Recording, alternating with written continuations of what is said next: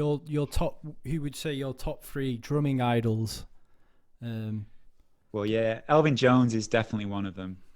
He's just a beautiful drummer, you know. He's just the way that he plays with time and breaks up triplets and just has this flow that it has a pulse, but you're not necessarily stating the pulse.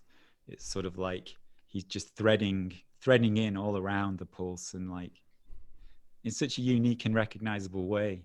Like you put a record on, you immediately know if Elvin Jones is the drummer, because he's just nailed his sound, you know. So yeah, Elvin for sure.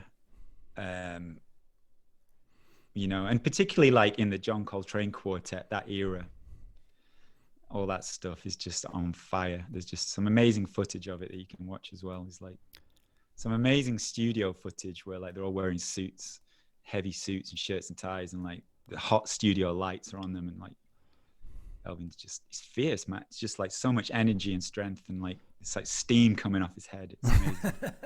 Yes, that's great. It's kind of like that, seeing him live as well, you know. You could kind of like, even if there wasn't actual steam coming off his head, you kind of could see that there should be. Yeah, that energy. Yeah, so Elvin definitely. And then I'd say it's a toss-up really between Bill Ward and John Bonham. It really is a toss-up, you know. It's really, really difficult to decide. So I'm going to have them as one choice, just, you know, if that's allowable. I can. You're Neil Turpin. You know, I'll let you off, mate. You're a legend. So yeah. Thanks for making that exception. Yeah. So like, yeah. I mean, Bill Ward, you know, massive influence. Love his jazziness that was like all over the first album, and like again, just like a fierce energy of playing, just like complete commitment to what he's doing.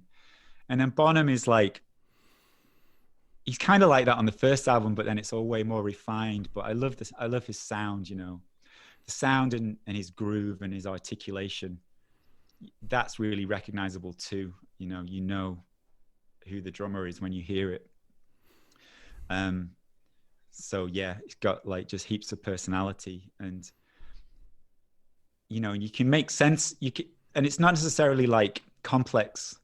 I can go back now and make sense of, you know, what those two are playing, work it out. But, you know, that's only half the story, isn't it? It's like how you do it. It's not necessarily what you're playing, it's how you're playing it. And I just love the way that both of them are playing it, and just how creative they are, and how strong a presence the drums are in the sound, you know.